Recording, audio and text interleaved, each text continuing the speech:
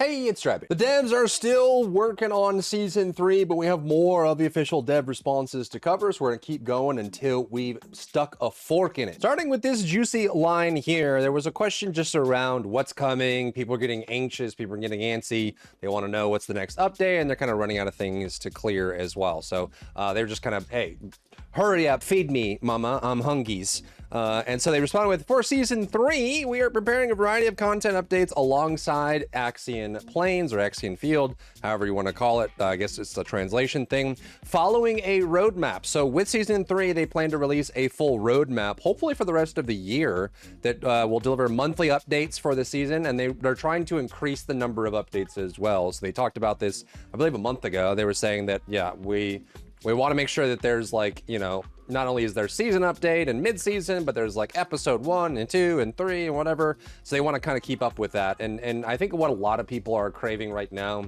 is not necessarily all these feel-good systems like medals and ways to decorate and new achievements and whatever. I think people are just really craving meaningful content that really requires them to have full builds and test their builds and all of that. So hopefully things work out. I know some people have different perspectives on what's difficult content should be and what end game should be versus what new players should experience and things like that. But it sounds like they have a roadmap on the way, and you know, we're 3 weeks away from the May update as well. So hopefully all that comes together in prime fashion. And they also end this response with a spicy, please stay tuned a little longer for news regarding Dia. Next is a question around module storage limit. If you guys remember when we used to have 1500 and they, I believe in December, very recently, they, well, recently-ish, in the last 6 months, they have increased the module storage from like 1500 to 2000. Huge win, big victory there. And they also started introducing endgame content that doesn't flood you with blue modules, which is super nice. So I find that even if I'm doing like a long session of farming the Sugma or, you know, something like that, you end up filling up on the rarer modules, which takes longer to fill the slots, which is quite nice as well. But they said that we have not actively reviewed increasing the module storage limit again beyond 2000. However, as more modules continue to be added, they just added a bunch of them. They added multi-hit, more modules are coming. So obviously the amount of modules you're going to hold on to permanently is going to increase because you need like one of each, and you need, you know, different character modules, things like that. They agree that expanding the storage will eventually become necessary. I will also discuss this matter with the team very soon. So they are considering it. They haven't considered it, you know, recently, but if we get, it looks like we're going to get Ultimate Luna, which is why I've been building out my Luna and testing her out. It seems like we're going to get Ultimate Luna next, and then there's going to be a new Descendant as well. So it's a whole bunch of new mods added to the system that are going to keep expanding the permanent storage that you have. Next one isn't relevant to the game itself, but it just kind of shows where the effort level is. I think that TFD is still a fantastic game. It's very beautiful and gorgeous and well made. I think they're just struggling a lot with trying to find system design and game designs that people resonate with and also want to play for long periods of time. So I think, you know, they've got a great product and they care a lot about it. And it sounds like Papa Nexon is breathing down their necks now with how well they did in Q3 and Q4 last year. In fact, a large percentage of the revenue that Nexon received in 2024 was due to the launch of the First Descendant and their initial cosmetic offerings, which a lot of people spent a large amount of money on. So Papa Nexon's like, great, but then going into Q1 and now Q2 for 2025, that has slowed. The game has slowed a little bit, and so Nexon very obviously is ratcheting down on them, and they're feeling that pressure. So just, you know, be sure to be thankful for the devs where they're at, and hopefully they can turn the system around where they have good, you know, activities to do that make people interested, and over time they start putting things together. Another cool idea, these Q&As are bringing up tons of really cool feature requests and ideas that the devs are kind of riffing off of, but someone mentioned like, hey, could we potentially customize our login screen? And the director responds with, we create a new login screen for each season. There's definitely been some cool ones. I think the Void Vessel release and the Hound release with the space login has been very cool. I kind of miss the one where, like, you know, Bunny's chilling over the railing and like Dead Bride is down on the ground, like being like researched or something.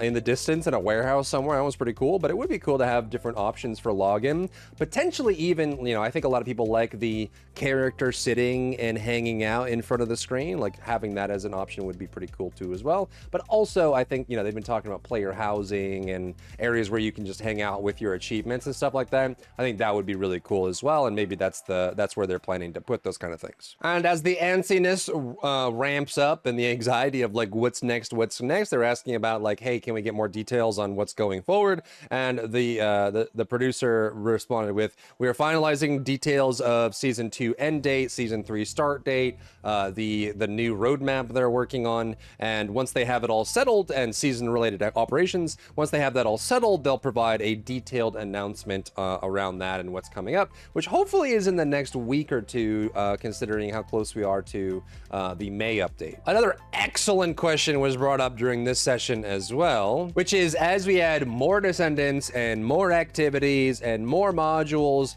we inevitably are going to start adding more builds to the game, which means we're going to need more preset slots. So someone asked, hey, can we get more default preset slots, potentially even through the mastery system? Allows to get us there. And they respond with, we are preparing improvements to the future, the preset feature. Currently, we're developing a function that allows saving inversion reinforcement to presets. We're also preparing a feature that lets you reorder saved presets. That's huge. It's very annoying to have to like have an empty slot and then transfer one over and move one over and do all that. If you could reorganize, I constantly like to reorganize them and put them in order. It makes it feel a lot better for me. And then, yeah, and they show off a little bit of that here with the screenshot. So you can see like with this screenshot here, they actually have like the inversion reinforcement down in the bottom right, along with all the other elements that we currently have. So they're continuing to add to that. No mention on adding additional free slots, but being able to reorder them and put inversion reinforcement on them is a nice win. Now, they had mentioned this a bit ago, and they've kind of been like messing with this mock-up, which, you know, whether it's in-game or not, is kind of a big thing, but this is their party finder feature. People have been asking like, hey, you know, as the player numbers get a little smaller, it's more important for us to find good parties, and sometimes matchmaking isn't enough. So could we get a party finder feature? They have been working on this for a while, and they've shown screenshots before, so they kind of show what this looks like. But they mentioned that to enhance the convenience of finding parties, we are preparing to introduce a party finder system with this month's update. So in a couple weeks, the party finder feature will be added. And they have tags that you can add to it, like I'm trying to do Sigma sector, or I'm trying to do, you know, 400% operations, and you can add those tags. It looks like you can have 3 different tags on your party finder entry of like, here's the activities we're trying to do, and then I'll show what characters are there and that sort of thing, so you can see what's going on. You'll be able to set preferred tags, recruit party members, you know, the system will recommend players with similar tags, which is cool. Players can set their desired tags and attempt to find a party, and the system will match them with parties that have similar tags. It's designed to support those who wish to play or enjoy party play by making it easier to find companions. So yeah, hopefully this helps a lot with like Void Erosion Purge Challenge, or potentially even the Axian Plains and stuff like that. Just if you're trying to look for a party that requires pre-build, or you just want to have a party, or you're just looking for buds to play with that share a similar mentality, that's going to go a long way. Additionally, this weekend is PAX East 2025, and TFD/Magnum are going to be there. And so they're doing a whole bunch of stuff around the event. There's going to be goodies for people that attend the event. There's going to be goodies online. So make sure that if you care about what's being given out for free for like the virtual attendance of PAX East, you may want to pick that up this weekend. It starts Thursday and goes through Sunday. But the director also reinforces that at this year's PAX East, we'll be hosting a dev live stream at the main theater on Sunday. That's this Sunday, the 11th.